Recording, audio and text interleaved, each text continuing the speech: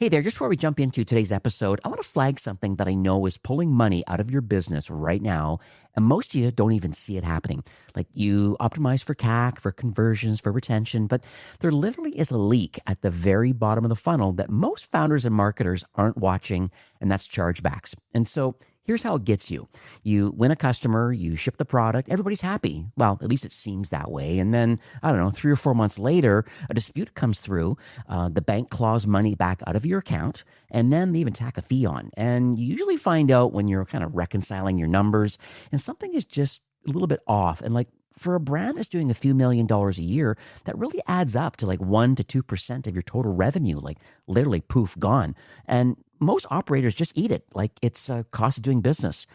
I've even fought disputes manually. And to be honest with you, like it's literally a full-time nightmare. And that's exactly what ChargeFlow fixes. Like 2-click Shopify install, and their AI builds and submits the evidence on every single dispute for you. And here's the kicker.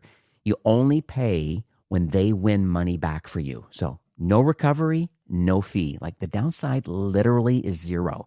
So if you've been ignoring chargebacks, go find out what it's been costing you. You can head on over to ecommercefastlane.com/chargeflow, and you can connect your store. Couple minutes and you'll see for yourself. The link's also going to be in the show notes. So, all right, let's jump into today's episode. You're listening to E-commerce Fastlane, the podcast show to help you build, manage, grow, and scale a successful and thriving company, powered by Shopify. Listen to real conversations with partners and subject matter experts as they share proven practical strategies, platforms, and the best Shopify apps to help you accelerate your business. The time is now for you to improve efficiencies, grow revenue, profit, and lifetime customer loyalty. Please welcome your host, startup founder, and strategic advisor, Steve Hutt. Well, hey there. Welcome back to E-commerce Fastlane. I am your host, Steve Hutt. Now, today's conversation really is all about creator-led commerce and really how TikTok Shop is actually, I'd argue, it's kind of reshaping a little bit about the way maybe Shopify brands are finding new customers. And so, if your acquisition costs are creeping up, which from what I understand, that's most people that are listening to the show, and maybe if you're using influencers, but maybe you feel that it's a little bit of a gamble and you're having some difficulty trying to measure maybe its effectiveness, I think today's episode, you're going to learn a lot. My guest is Myriah Castillo, and she's the president of a company called Joybyte. That's Joybyte, Joybyte. And what they are is one of the fastest growing TikTok Shop kind of certified agencies in the country. Her team runs what they call these creator programs. I think they have like more 30 or 40 some like pretty interesting brands that they actually manage, from really these challenger startups all the way through to a lot of these household names that I've had to look at too. And they've really driven some real numbers with their process. There's even one, for example, which I'm sure we'll bring up a little bit later, but there was one single product launch that they helped orchestrate with their process, and they generated more than like 25,000 TikTok Shop orders. So it was pretty impressive. And interesting about her also, when she'll tell her story in a few minutes, I hope, that she is actually an operator herself because she built and sold her own consumer brand. So she kind of gets it from both sides of the table, which I think is really exciting. So my hope today is that we're going to learn about, how creators can actually drive sales today, and how TikTok Shop kind of fits into that mix for a Shopify store. And I think it's really important. It doesn't matter where you are in your stage. And the key is we don't want to light money on fire. We want to make sure that this is effective and we're getting some great ROI. So hi, Myriah. Welcome to E-commerce Fastlane. Hi, thanks for having me. Oh, my pleasure. So before Joybyte, as I mentioned at the top of the show, you built and sold, I think you had a guacamole brand, I believe, in Arizona. So what did being a founder teach you that maybe still shapes kind of like how you work today now on the agency side? Yeah, I mean, my family background, we've always been serial entrepreneurs. My grandfather actually started Ben Franklin's Arts and Crafts a long time ago. And then him and my dad owned a lot of Party City stores. And so I always knew that I wanted to be an entrepreneur of some kind. But when I opened up my own business, I opened it around 2016, and that was a really booming time, especially for new and innovative CPG brands in the health space. And I really wanted to find something that people would really enjoy, that was healthy, that could really help with some of the diets in that time, like keto and things like that. So I had a really strong emotional tie to the business, which I think a lot of founders do. And when I got into it, we went through a lot of different changes. I chose guacamole, which might have been a mistake because we had to work with avocados and the fluctuation of price with those. Yeah. In COVID, there was a really big decision time for the business, whether or not I wanted to keep going. And I think all of those experiences just really helped me understand that every marketing effort needs to have a clear and attributable ROI, and it needs to move the needle. And so when it comes to creator marketing, I really use that insight of understanding where the business is coming from and understanding that there needs to be a one-to-one on every single metric. Obviously brand awareness is great, but creators can really extend all throughout so that nobody's wasting a dollar. And I think that really, really has helped how we shaped Joybyte's programs. Yeah, it's amazing. So when a Shopify brand, like say, first comes to you, like what's the most common thing that you believe they're getting wrong about creators and TikTok, and now obviously this TikTok shop kind of juggernaut that's happening right now with like these Gen Z buyers? I'm just curious on kind of what you see, because you're front lines now, and you see brands coming to you, but clearly they're getting things wrong about how they, I guess, potentially use creators or how they justify using them. Yeah, I think everyone thinks that creators have to be very big, and we all have that preconceived notion in our head of what an influencer actually is, and usually it's like the Kylie Jenners of the world that we see all the time. But I think when you use creators almost as the first entry-level signal for your business, because they're so attached to their audiences and they've already built this pre-existing followership that can tell you so much, they can actually transform into the biggest signal area in all of your marketing stack. And that can help inform everything that you do in tandem with generating revenue from those creators and also getting ownership of that content to be used in other channels. So I think people really think about it one note because of what they see all the time, but I think there's actually a much deeper system that can lift all ships, especially now and how people are discovering brands today.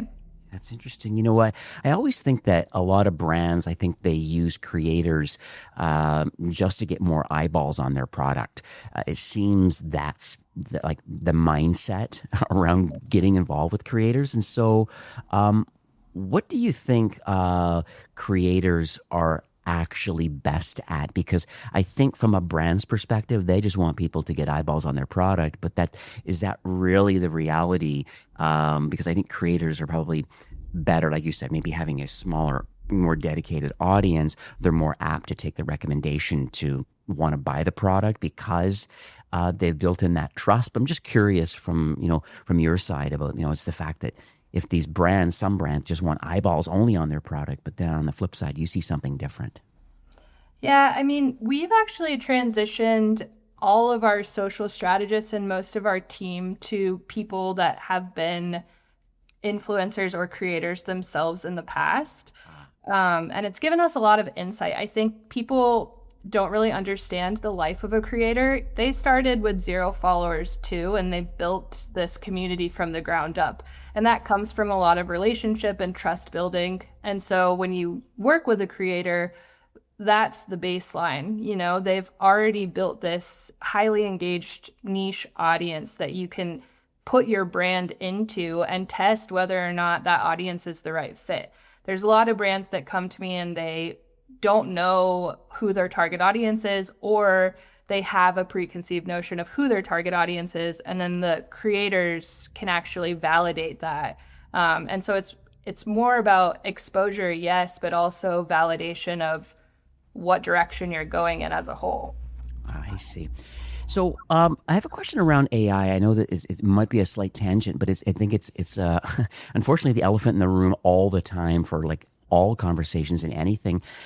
How do you believe AI is now fitting into this kind of creator-led kind of commerce that's happening right now on TikTok? Yeah, a lot of people ask me about it all the time. The algorithms themselves, TikTok specifically, is watching for AI generated content and Right. discrediting it. Okay. And I think that's really important. But I also think more than that is AI doesn't have a community that you can attach to, and people can really tell. Our creators, when we work with them, we have a full creative brief system where we really want them in on the creative collaboration process. And we really want it to seem very authentic because that's how we're going to get the proper signals and the proper response out of them to teach us how to grow. But with AI, you just don't have those capabilities. So you might get really inexpensive content. You might fill your feeds, but you're not helping your customers and you're also not helping the algorithm. So it's a slower effort, and it's also one that doesn't generate all of the beauty of what creators can possibly do. Mm-hmm. What's interesting, I know you also talk a little bit about creating a system with creators, maybe versus, unfortunately, what a lot of people do is this kind of a string of kind of like one-off campaigns. And I think you have a different mindset and a process. Can you talk about like what that actually looks like day to day for, let's say, some of the brands that you work with today? Yeah, so we always start with a strategic brief that we bring our clients in on. We get a baseline of key USPs, unique selling points, and what they would want the creators to say or what they don't want the creators to say, but it's very broad. And then we go and find the target audiences that we believe would fit that brief. And we actually find about 100 creators every single week that would fit the brief. We reach out to them, we negotiate rates, we onboard those that we think would be the best performing. And then each week we evaluate them and say, are they doing well in terms of platform metrics and audience sentiment? Should we move forward with them and utilize them for another post? Or should we remove them from our community? And it just is an evergreen process that continues to grow and grow. And what you get at the end of it is actually a group of creators that have been trained almost as if they were an employee who really understand your business, so that if and when you have a big promotion coming up or you have a new product launch or you're in retailers, you have a group of people that have already been completely briefed and can already create the content very quickly in a way that is going to be good. Right. And that just compounds and compounds. And you usually find a group of about 20% of your creators that are driving the majority of your business. And we've had a lot of clients who have even extended that way beyond what you would even expect. Some of our influencers even own like a portion of the business now, or tour the US with our clients. So it's all about relationship building and keeping that going. And you can get a ton of power out of that system. Yeah, it's amazing. So when you kind of take on a new brand,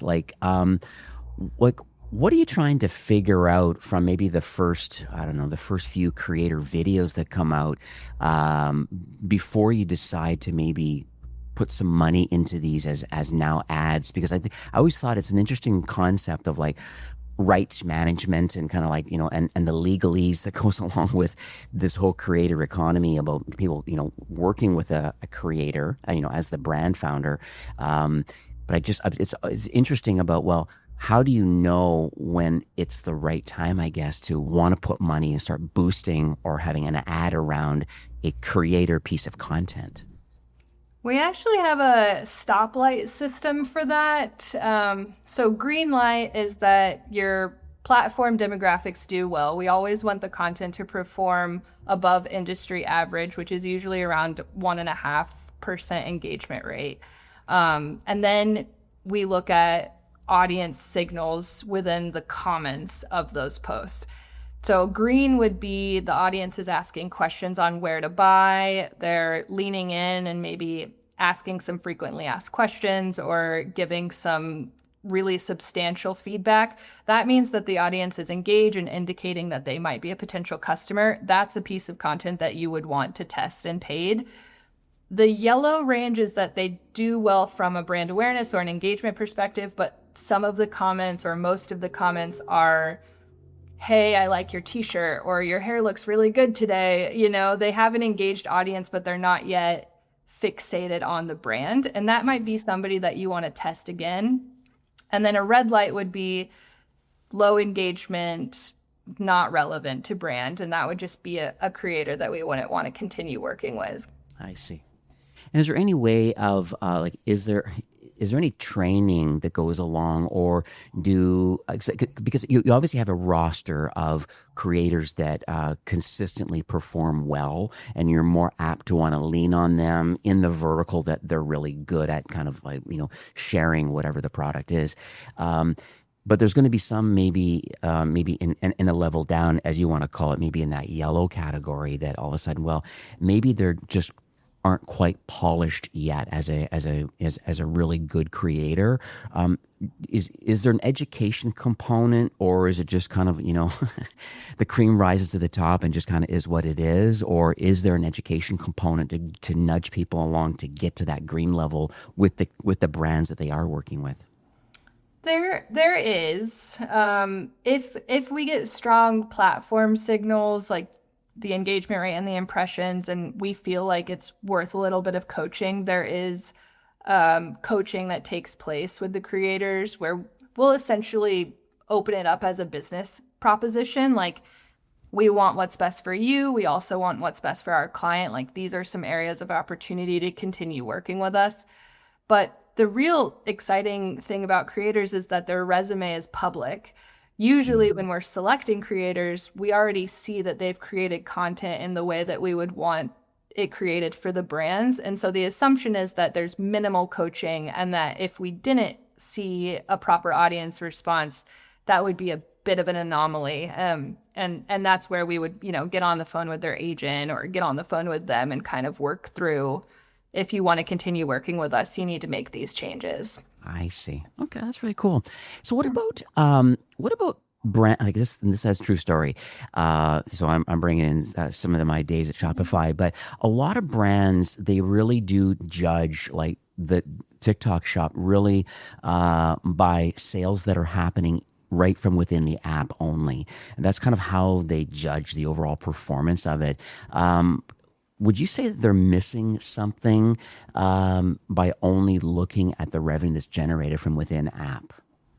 Definitely. I was at the TikTok summit earlier this year, and they've almost completely shifted their focus. Now, TikTok's only been around for about 2.5 years, so they've shifted their focus quite a bit. But their current focus is just how much of an impact TikTok has on other channels. There's on average about 100 minutes per user per day on TikTok. So it is the place that people are discovering brands. And we've actually seen it on our side too. We have a platform called Cruva that actually tracks the lift on Amazon. And we usually see about a 20 to 40% lift on Amazon sales when we have the brand awareness generated from TikTok. We've even had some clients be able to get into retailers like H-E-B or Target or Walmart because of how much awareness they've gotten on TikTok Shop. And then same thing for Shopify or website sales. We can really attribute spikes in sales when an affiliate video goes viral or when the shop is really starting to take off.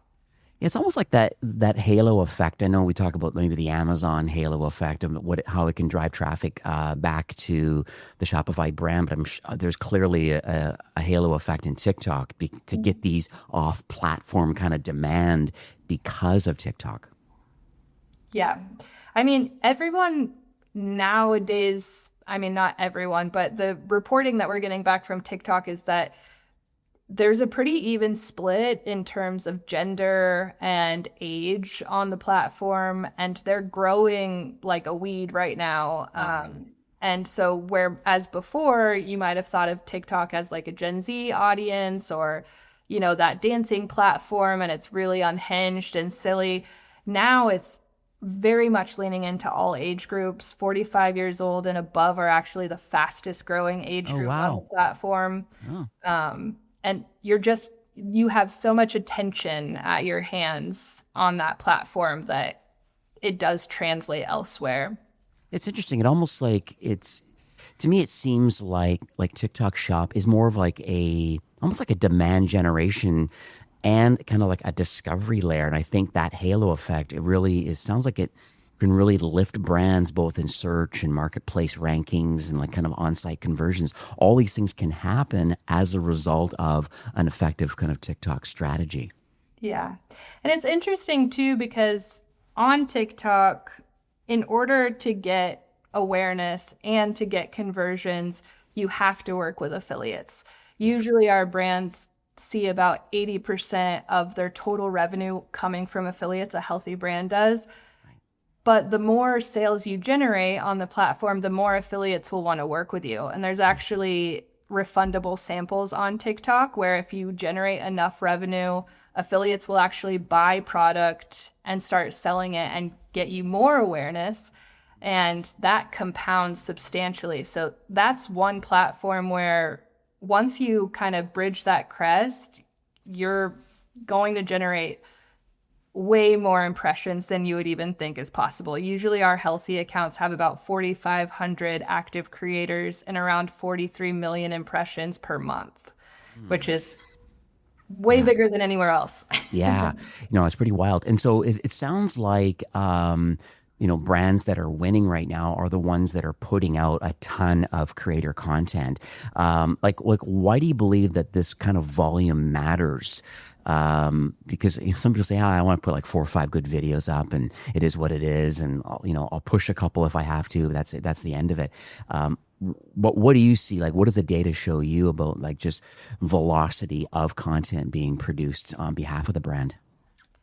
Yeah, I think there's 2 really substantial moments that stand out that I think make it a need, not a want. The first one is the changes in meta advertising where, creator content can actually act as a solution for the diversity problem, where now Meta needs hundreds of different assets that are all inherently unique. Most brands can't afford to make a commercial or get that many graphics created, and creators can substantially fill that bucket. And so from a paid perspective, it's very important to have creators posting just to have that content. On the other hand, from an awareness perspective with LLMs and with ChatGPT, creators can actually influence those platforms because they're speaking in natural language. They're coming from a lot of different sources. We've had brands that they improve their search ranking on those platforms substantially just because of all of the chatter. So I think those are 2 pivotal moments. But more so than that, I think people are trusting people over brands even more than before. There's a lot of distrust out there for claims and for, is this really worth it? And you just get a ton of social proof from creators, especially if you're working with ones that are more down to earth, like the mid-tier to micro creators that are just like everybody else, It really helps validate the brand a lot more than just the brand voicing it on its own. Yeah, I always think about the authenticity that goes with certain creators, and I follow a few too that in different areas, and I always kind of look forward to whatever it is they're putting out because it's like it's a small little snippet in the day of their life and kind of what they're doing and what's happening and things that they promote and things like that, and it is a really interesting discovery, which I think is really different than maybe what you guys I mentioned at the top of the show, this whole creator-led kind of a growth plan or system you have. When you talk about the original kind of branded content, brand claims and, these campaign launches and all this kind of stuff. It's like typical ads, but it's different when you start having this relationship with an actual human who is reasonable on camera, but then all of a sudden yeah, there's this trust. It's almost like a lived experience almost with the product. And it's so interesting. It's like, hey, yeah, that's me. Or I could see how I could use that. Or, I didn't think it would taste that good. And she loves it. So maybe I should try it too. Look, what's your thought on the brand, old school, I'm going to call it, but like old school kind of branded content versus what you guys do is more creator led content? Yeah, I always say it's creator led, not creator only, because I do Okay. think the brand needs a unique voice and personality and perspective because the creator content's only going to get you so far. I It's going see. to get you that social proof, it's going to get you the traffic back to your pages. But at the end of the day, if people are going to stay and follow you and see your brand daily, that the brand needs to have some heart to it. We've actually shifted our social media department to being completely creator led, where our social strategists are content creators for the brands themselves and can give some brands that, don't have a personality or don't have a founder that wants to be on camera all the time, that opportunity to have the brand voice. Because I think it is very important that you showcase that. I don't think that it can be a static graphic to succeed or beautiful photos anymore. I think there needs to be movement and engagement with it. But I do think the brand has to stand on its own and shout from the rooftops what it really cares about too. I see. And so we do have a lot of different types of founders and marketers that are listeners. Some early stage people that are, just getting their feet wet and trying to, build their business acumen, trying to get product market fit, and they're really kind of working away. So there is that early stage kind of struggle that always happens in entrepreneurship, as it relates to commerce. It could be, you're doing print on demand or whatever you're up to. So there's those type, but there's a lot of people that are also firmly entrenched, maybe in the mid market, and there's going to be, a certain share of Shopify Plus brands that, upwards of like 5 to 10 million or more. I'm just curious, because we have all these different kind of sizes and stages of founders, what have you seen that really works well, like for the sweet spot of a merchant or a client? Kind of where are they at in their business that you feel that Joybyte would be an interesting opportunity to want to pursue? Yeah, I think for those brands that are just starting, they need traffic managers. They need someone that's going to say, hey, come back to this page, because it's really hard to do that on your own.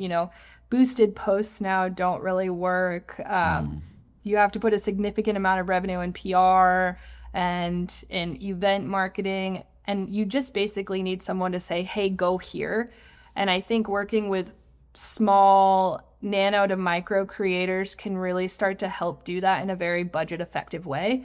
And then I think whitelisting is a total missed opportunity for a lot of brands where you're actually amplifying the creator's content on their page instead of doing it from the brand's page, because the brand's page doesn't have any audience yet, but the creator's content does. So when you amplify a post on their page, you're driving even more traffic back to your pages, and you can even get some conversions that way as well. That's a really easy place to start. You don't have to spend a lot to get there. And then as you grow, maybe opening up a little bit more creators, a little bit more budget. And that content is always stuff that you can use later on as you start to get those healthier budgets in. That's interesting. So, like, what have you found kind of some of the more successful brands, kind of like, what do they pay attention with at maybe the first few months before they really start ramping up? Like, I'm just curious on if it's truly a crawl, walk, run kind of scenario, because you obviously onboard new brands and they may have a little bit of traction already. That's kind of why they're working with you. But what do you see in the first few months before they're really ready to ramp up? Yeah, I think that listening to the community is something that I see a lot of brands make a misstep on, where, I understand it because they have a lot of emotion in their business and they have a lot of cause to how they're running their business, but they haven't gotten it validated yet. And they don't know if that's what people actually care about. I see a lot of brands wanting to overcorrect the influencer content to share that very specific story, or not working with some influencer groups that could be a really good opportunity, or wanting to stay very one note with their personas. And I've actually had brands do that with me for a couple of months. And then I say, hey, let's explore this, new audience. And that audience is the liftoff point. So you can't really, when you're in that stage, pigeonhole yourself too much. Yeah, I totally get it.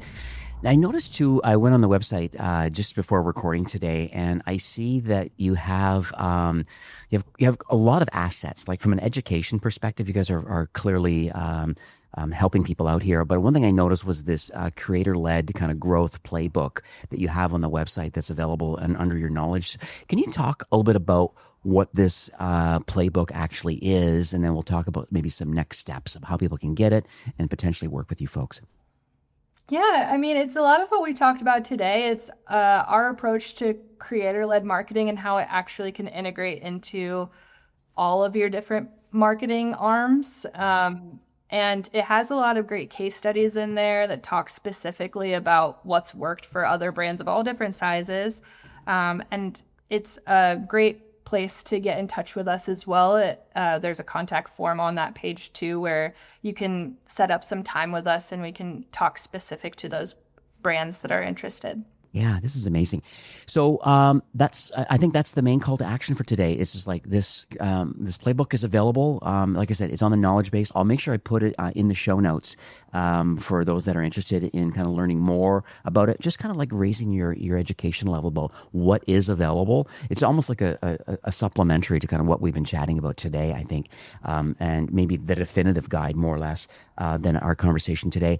And then the contact page, basically people just click on there. And then what typically happens once people communicate, maybe they see a need, it's like, yeah, I don't believe my influencer plan or my creator, network is working as effectively or at all, and I potentially want to work with Joybyte. What typically happens when they do communicate with you? What sort of process happens to, I guess, almost like to learn about the business and then what you believe the kind of next steps might be if it's a good fit? Yeah, we'll have an introductory call with our development team, which will kind of understand where the business is at, what the goals and motivations are. Following that call, sometimes we'll do an audit or deep dive, especially in TikTok shop, if you have an existing TikTok shop. And then following that, we'll kind of customize the approach for your particular brand. And then from there, we have a really amazing onboarding process that is about 30 days just to make sure there's clear alignment in our briefing strategy and where we want the brand to go and good expectations for getting started. Yeah. And then from there, it's off to the races with our process. Beautiful. Well, thanks, Myriah, for coming on the show today. I really do appreciate it. I mean, I always joke on this show, but like I'm literally on page 2 of notes. So it's a good episode when you I have this life of learning mantra, and I think so do my listeners that are listening live right now. It's just like, hey, you know what? There's so much opportunity out there, and I feel that if you're not using creators effectively, that you have a great system. Get this playbook, I think, is a good starting point, and then from there. If it's a good fit, then contact your team, and I think we're good to go here. This has been lovely. But once again, thanks for taking time and kind of transparently sharing about what's working today in the creator world. So thank you so much. Of course, thank you so much for having me. This is really fun. All right, have yourself a great afternoon. Well, that's it for today's episode. I'd like to thank you personally for being a loyal listener of E-commerce Fastlane. It's my hope that this podcast is offering you a ton of value through growth strategies, tactics, and exclusive insider tips on the best Shopify apps and marketing platforms, all with my personal goal to help you build, manage, grow, and scale a successful and thriving company powered by Shopify. Thanks for investing some time today and listening to the show. I'm so proud and excited that you have a growth mindset and are a constant learner. I truly appreciate you and your entrepreneurial journey. Enjoy the rest of the week and keep thriving with Shopify.